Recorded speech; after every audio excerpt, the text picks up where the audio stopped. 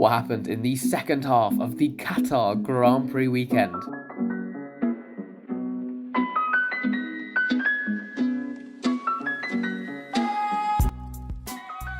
What a show that Div 2 put on for us on a Saturday night. We had, in qualifying, a Ferrari 1-2. It was a Ferrari front row lockout under lights in Qatar, but it was not without its pressures going into the race. The Ferrari started with the medium strategy, medium to hard. They started off with the medium tyres on the first stint, switching to the slower but more durable compound for the second stint. Their main threat was from the Mercedes, which off the line got themselves into a solid P3, P5 position, and Malachi overtook Zinks, and it was running P3, P4 as they began to run away. So Ferrari and Mercedes were going to be battling up at the front, what we expected to be the whole race. However, it was quite short-lived. The Mercedes as well, they opted for the hards for their first stint, switching to the mediums for the second. This really brought out the interest of who can win this battle in terms of strategy. You got two cars versus two cars. It was very interesting. The first attack was from Kino, trying to launch one down the inside of Casper, really pushing him to the limit, going through turn 1 and 2, but wasn't able to quite get through.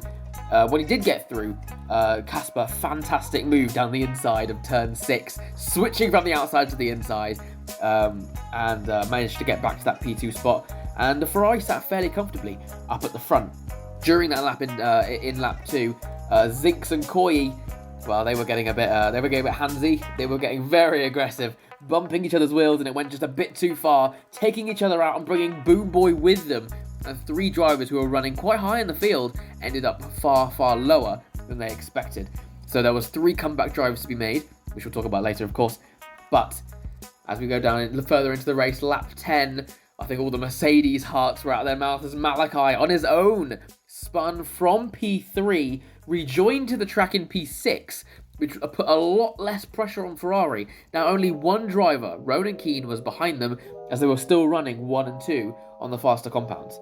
Further back, another awful race for Corbin, I think he got caught in an incident lap 1, which dropped him back. He spun on his own lap 14, which was the next kind of noticeable event. He also spun on his own lap 24 as well. So a very poor race from Corbin. Managed to scrap some points. I think he managed to finish, P12. So not too bad for a man who's clearly very quick, but consistency beats speed every time.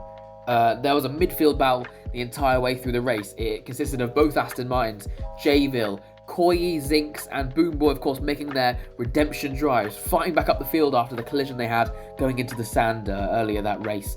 There was DRS tricking. There was a bit of there was overtakes all the way across the field. It was really interesting to see because Qatar, as we've talked about previously here, is with only one DRS straight, with so much pressure on the ERS and on the tyres and on the fuel, of course. We'll talk about that later as well. You have to be really... track position is important sometimes. It also isn't. If you sit behind someone, charge up that DRS, and that ERS, I should say, you become a lot more of a threat just defending and attacking. One thing I noticed from watching and commentating that race, Zinks was burning his battery right down to the final drops very quickly, which made him incredibly defenseless almost to Jayville and Koyi when they went back through. That wasn't the last time those two collided. Lap 25, Zinks, the leading of this train was now Koyi and then Zinks and then the rest of the field. I think it was a battle for, I want to say P6. It was really high up, really solid points for the team. Zinks went for a move down the inside of turn 4, spinning Koyi, who I think he almost collected Jayville. Jayville slammed on the brakes, trying to avoid the spinning Alpine. He just about avoided it, I think, but it did drop him a position down behind one of the Aston Martins, and he was now under pressure by Boom Boy. But again, a spin for Koyi, costing Alpine some really important points that they do need. I'm seeing a rivalry begin here between Koyi and Zinks. And also, let's not forget that Boom Boy and Koyi collided at turn 1, or turn 2, I should say, in Bahrain just last week. So, and they collided again, like I said, he got collected in that original collision with Zinks and Koyi. So, we could be seeing a couple of rivalries going on there in the kind of the upper midfield of Div 2. Koyi, Zinks and Boom Boy all being very close in pace, very close in these kind of battles. Be interesting to see what the three teams can do against each other. AlphaTauri, Aston Martin, Alpine. Relatively close in the overall constructors, but at least in terms of the Drivers' Championships, they're very, very close. But another unlucky one for Koyi, who was spinning down further down the order to the back. Like I said previously, fuel is such an important thing around Qatar. It's so detrimental. You have to run, 2, 3, sometimes even 4 laps above the expected amount of fuel just to get your car to the end. The first person who ran out of fuel was Jay Ville, who was in that battle I was talking about previously. He was originally P7, looking at pretty solid points. He was right behind FIFA's, who, by the way, FIFA's had no track limit penalties, and I'll touch on this in a minute. But Jay Ville ran out of fuel at the start of the final lap. He had a whole lap just to do with no fuel. That demoted him from P7 down to P13, I believe. He actually got overtaken by Corbinian, who after his spin a few laps ago, lap 24, he had a lot of catching up to do. He managed to make that position. Jay Ville, so unfortunate. Another bad race for him as he made his second race reserving for Red Bull.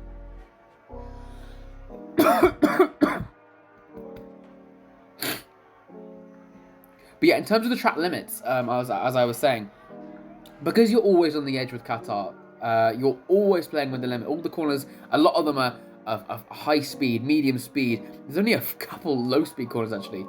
As far as I can think, there's only like 2. You're always on the limit. You're always playing with that white line. When you go over too many times, you'll get a 3-second penalty. Then you'll get a 6. Then you'll get a 9.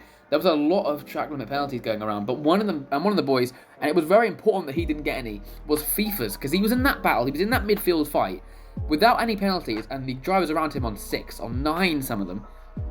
Fantastic result for Haas, because he was able to jump those positions despite being behind on track. So that was very important for Haas's race. The next driver, and probably the most detrimental actually, to actually get that to run out of fuel, was Kino. To touch back on what was going on at the front, the Ferraris were running 1 and 2. They obviously pit earlier than Kino did due to them starting on the medium tyre and Kino on the hards. He was catching, and Casper managed to stay away from the track limit penalties. Dylan wasn't so lucky. He managed to get a 3-second penalty, and he was running in second. Despite being on pole, the Ferraris pit Casper first, enabling him to undercut his teammate. Interesting strategy, of course. Could we be seeing a rivalry between the two Ferraris and later down the line? They're clearly very equal on pace. They've now scored a 1-3 in Bahrain and a 1-2 in Qatar, so they're clearly incredibly strong working together. But could we see them banging wheels, as I believe they are 1 and 2 now in the championship?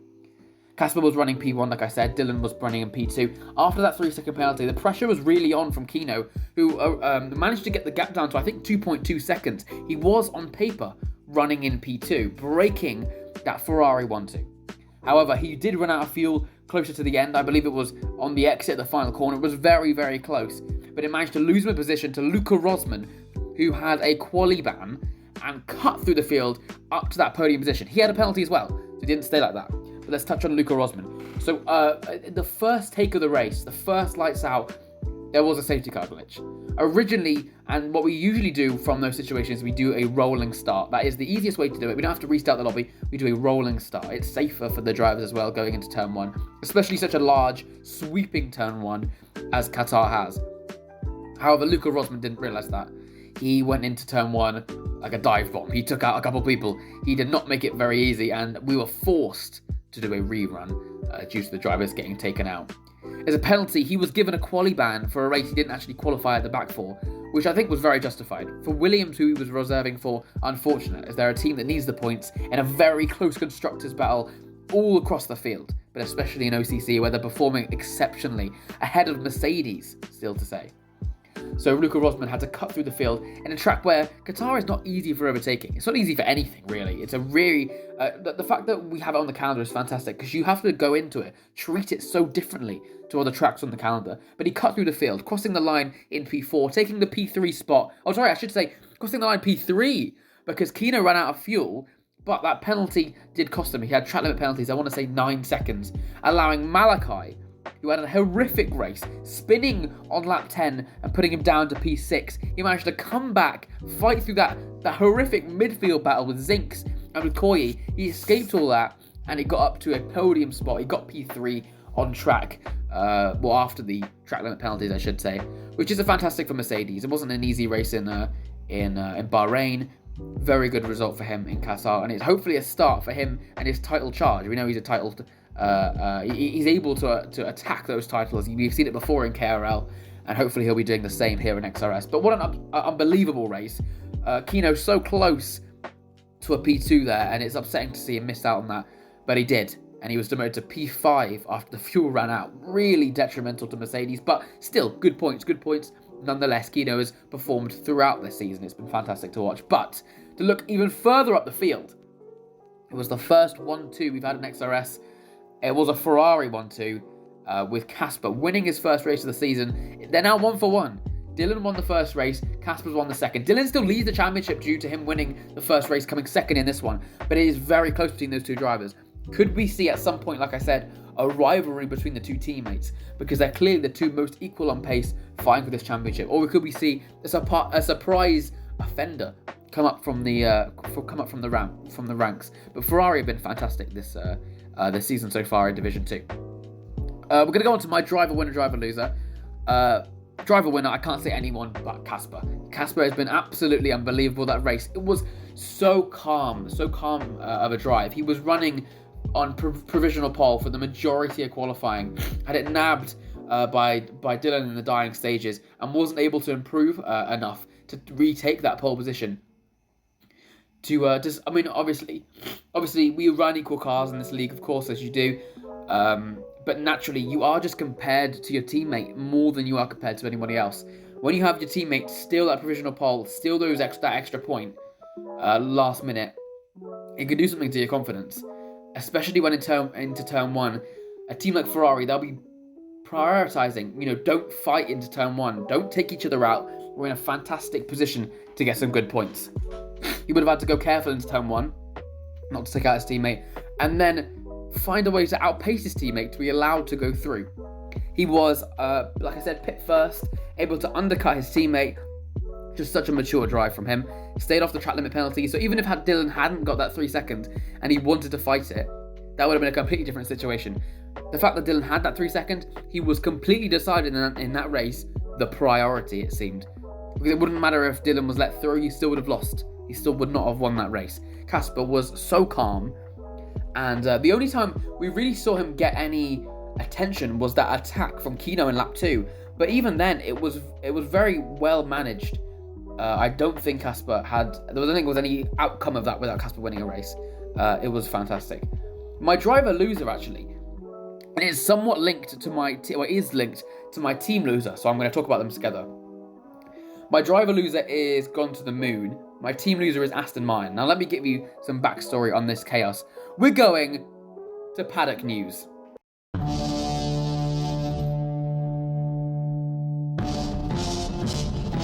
Right, on to paddock news, and it was a sticky one. It was a sticky one from Aston Martin.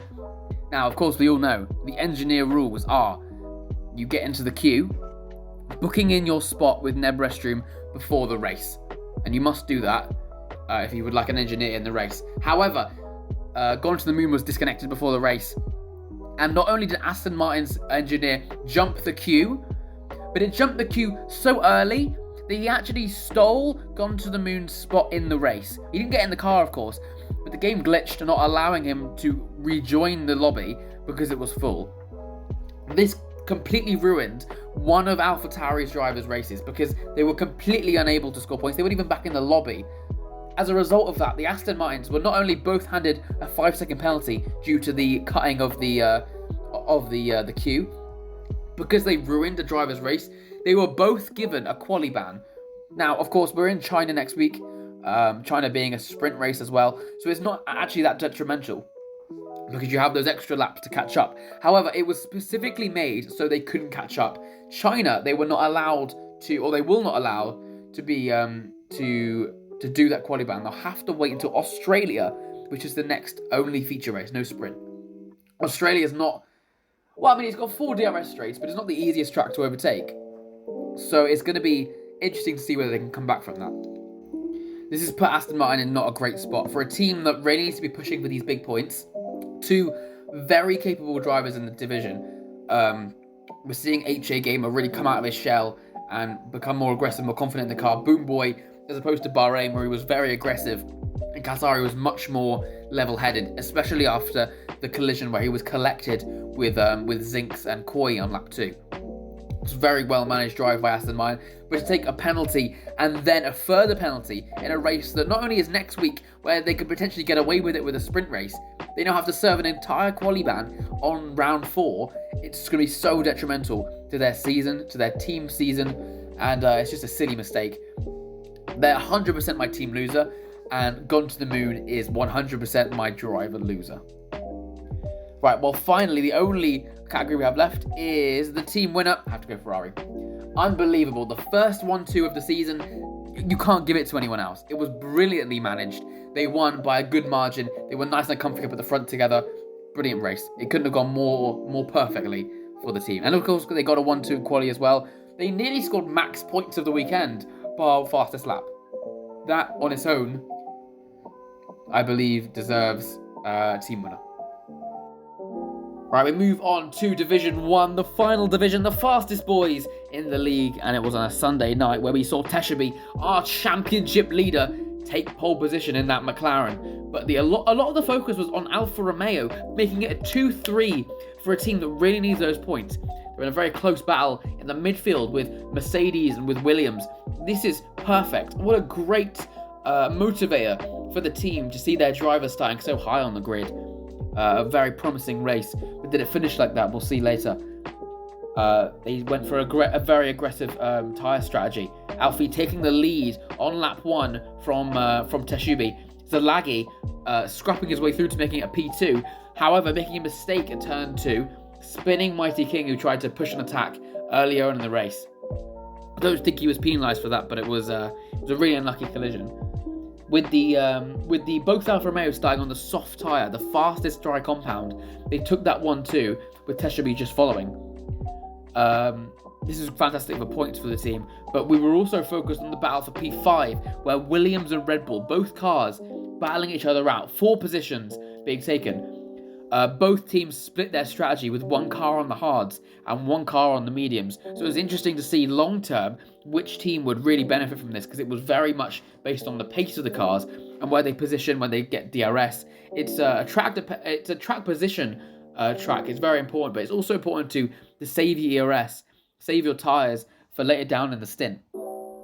It was also P.R. Oliver in the Haas who was joining this fight from the further back, and his teammate Big Pow, who was cutting through the field, started not in the easiest qualifying position. I think it was P7, I want to say, and managed to escape through, getting past the Alfa Romeos as well, and getting up into this front fight. But it was really cool to see that there was 3 smaller teams that were involved in the big point scoring positions. We saw Alfa Romeo, we saw Williams, we saw Haas as well.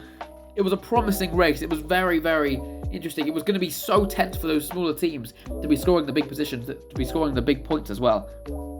Oliver was on the medium strategy, so he was able to cut through while the top 4 ran away. That's the 2 Alfa Romeos, Big Power and Teshaby. They were managed to escape this further back fight and have a fight of their own. It was very noticeable lap 6 where the softs really began to die out. Did Alfa Romeo make the right choice in picking that faster compound for the first stint? Teshaby getting past Zalagi through DRS on lap 6, and Powell following him quite close behind. Both of them went for the hard tyre on their first stint, so they were on the same strategy. It was clear that they were going to be close to each other throughout the whole race. What was noticeable at the end of the first stint were the 2 Ferraris, who had a very uncharacteristically poor qualifying, starting in 8th and 11th. Especially noticeable due to the Ferrari 1-2 in qualifying just the previous day. But they were able to cut through the field, and it was noticeable at the end of the first stint, as they both started on medium tyres, that they just found that grip, found that motivation. They, once again, following their performance in Bahrain as well, worked together, cutting through the field to make those extra positions. It was really interesting to see that was the period of the race where their tyres really woke up, and they were able to benefit from perfect usage of ERS, and of course the DRS straight, because of that big pack I was talking about in the middle.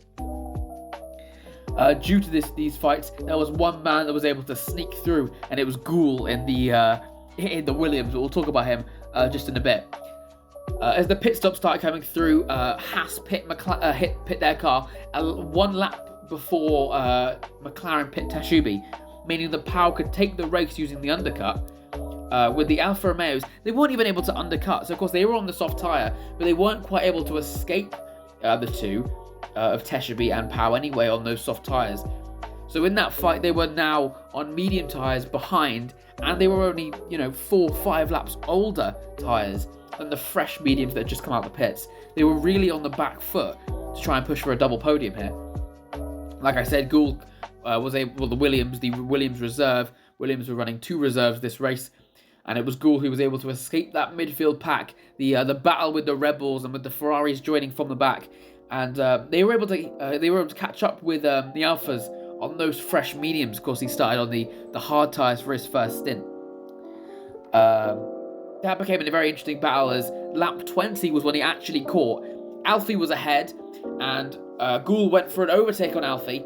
Zalagi saw this happening, and the good teamwork that the Alfa Romeos attempted. He tried a double overtake to try and save his teammate, to at least have one Alfa Romeo at the front so they could work together to keep them both in front of the Williams.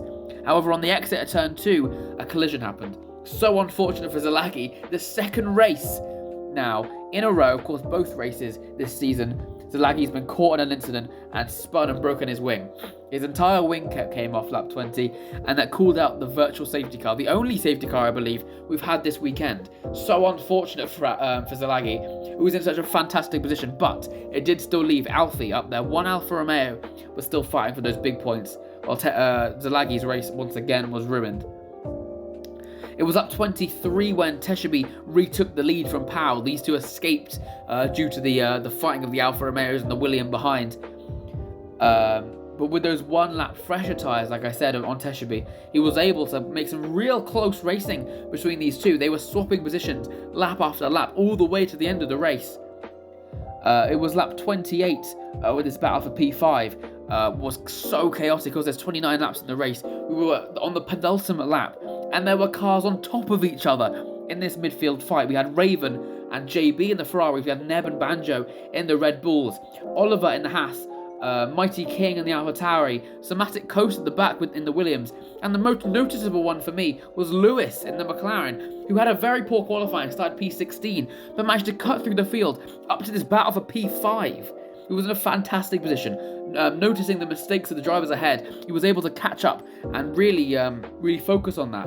It was such a close racing on that second to last lap, but it was the last lap where the bad news came for one of the drivers, and it was Neb Restream.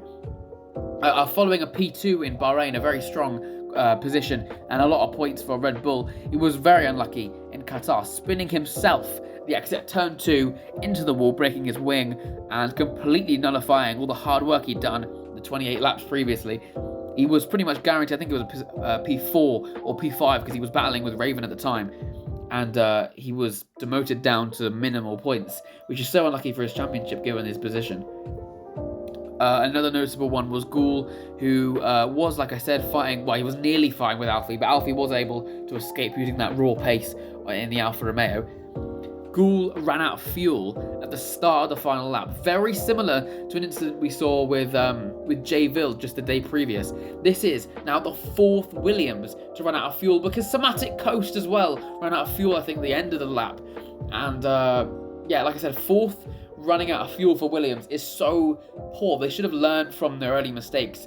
We had the first Williams of Melvin running out of fuel on Thursday night, and the fact that Stein wasn't able to prioritise that, to notice that, because this is now half of his lineup. Of course, there were 2 reserves, of course, but half of the drivers that took to the track in that Williams ran out of fuel, costing them so many positions. I didn't like Gould's attitude though, because the second he ran out of fuel, he drove into the gravel and gave up. He retired the car on the final lap. While he may not have got the amount of points he would have got had he carried on, it's very unfortunate to see him completely give up from the race, throwing away points for Williams. He was running in P4 at the time, and it's so detrimental to Williams' drive and to their points overall. But looking up at the front of the pack, Haas getting their first win, Pau just about holding up Teshaby on the final lap. Like I said, they were switching lap by lap down that DRS straight, but it was Big Pau who had just the more ERS at the end of the lap, and he crossed the line in P1. McLaren's Teshaby finishes in P2, getting a 1 and then a 2 back-to-back races. He continues this fantastic streak of results, and he's leading the championship by now a bigger margin than he had previously. And finally, Alfie on the podium after a P2 in qualifying. It is amazing to see an Alfa Romeo on the podium. That is fantastic for the smaller teams, as of course we had a Haas win and Alfa Romeo podium. That was awesome to see, and it's such a fruitful race for some of the smaller teams to be scoring these big points. Moving on to my driver winner. I've gone for a little bit of a smaller one here. I've gone for Lewis. What a drive. What such a careful and committed drive. Very few mistakes. However, until the very end, he had a 6-second penalty, which would have got him a P7. He made a mistake the final corner of the race, getting himself a penalty and demoting him to P8 because of those penalties. But nevertheless, to start from P16, on a track where overtaking is very difficult and managing the car is very difficult as well, to get those positions is very, very solid drive. It's very exciting to see Lewis perform that well, and he is my driver winner. My driver loser, I've gone for 2, and I'm not joined by Raven here today, so I've gone for his one as well. First of all, Nebreström. He spun himself. I didn't realise this in the commentary. Of course, I was commentating this race. I thought he must have been clipped. He spun himself that late in the race. He made a mistake as well. I think it was the lap before where he went completely off track. The grip was clearly gone with that Red Bull. He just was simply not cautious enough. And for my favourite to come to my runner-up in the championship, my hypothetical prediction runner-up for the season, that was a poor mistake. And you know, obviously it was very difficult in that car, I'm sure. Those mediums would have been really struggling. I believe it was on mediums at the end of the race as well. But yeah, to spin out and lose that many points, I think he was guaranteed a P4. And I think, because Gould ran out of fuel, so it would have been a P4. And to lose that many points for Neb is really detrimental to his championship. And hopefully a small mistake that cost him a lot. I hope he doesn't make it again, because that's really unfortunate for Red Bull as well. They haven't really clicked as well in Div 1 than I thought they would. It hasn't been the easiest season. I think a lot of us expected it to be as well. But my other driver loser is Gould, because goodness me, he was running in P4 and ran out of fuel. First of all, as an experienced driver at this track, you shouldn't be running out of fuel in Qatar. You should know what you're doing. Div 4, I'd half expect it to be okay, be fine. It's Div 4. Div 3, they shouldn't really be making that mistakes. Div 2, certainly not. Div 1, it's just disappointing. For Williams to have 4 cars run out of fuel at the end of the race, and not only that, but for Gould to go into the gravel and retire. I appreciate he's a reserve, so it's not really detrimental to his championship, but to Williams and their points, it is so much for a P4 given away. It would have obviously been demoted to like a P10, maybe P11, because he would have had to do the whole final lap in low fuel mode, but still it's points on the board, and Williams are now scrapped of that.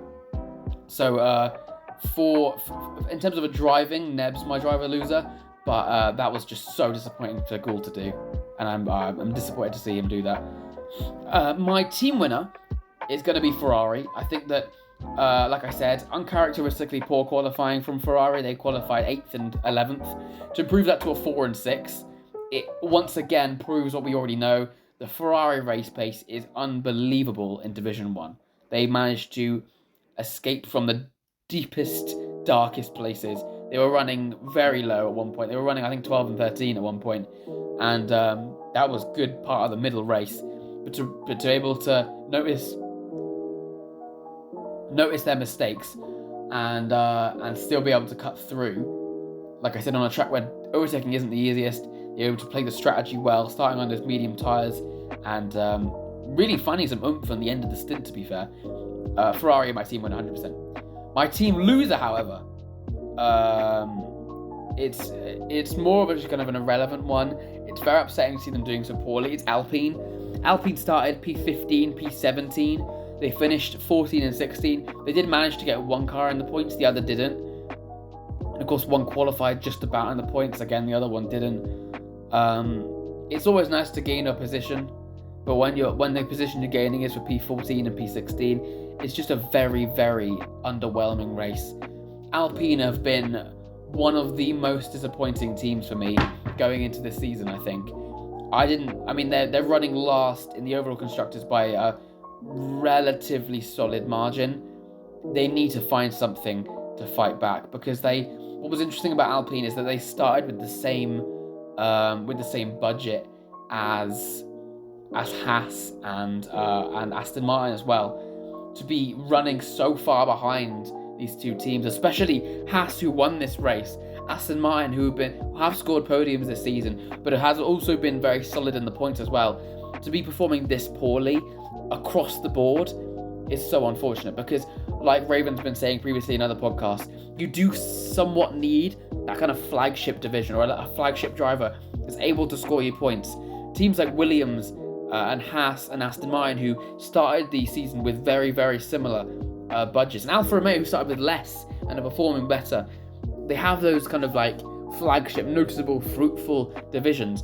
I haven't seen Alpine have that yet, and it's very late for them to be deciding this, and I think that something needs to be changing in that team if they genuinely want to be challenging anybody in this OCC. It's now almost, we've had 8 races in this season. It's almost a tradition to look down at the back of the pack and to see the Alpine scraping the bottom of the points. It's very, very disappointing, and something needs to be changed, something needs to be improved, because it's just very unfortunate for their drivers' championships. Right, as we always do, and Raven isn't here to do it with me, so I'm going to have to do it on my own. The track rating. What do I rate the weekend in Qatar? It was good. It was clean. It was very interesting to see the changes between tire management and fuel management. Qatar always delivers. I'm going to give it a 7 out of 10. It wasn't the best weekend of all, but it was very interesting to see those front battles. The midfield fights especially were fantastic. To watch everyone go wheel to wheel through these fast corners was awesome. So I'm going to give it a 7 out of 10. It's just a strange one today. I will say it's a strange one today because there's no face cams. My voice is slightly gone, which is why I'm not as shouty and as flamboyant as I normally am. But no face cams. Raven's not here with me, so we're going to do this one just me, a solo podcast. But that does not take away what's going to be solo this coming week. We've got China Sprint, the first sprint weekend of the season of the league, and it's going to be in Shanghai. So join us on Thursday night, and it's going to be Liam versus Charlie once again. I look forward to seeing you all soon. Good luck in China, and watch out for turn 1.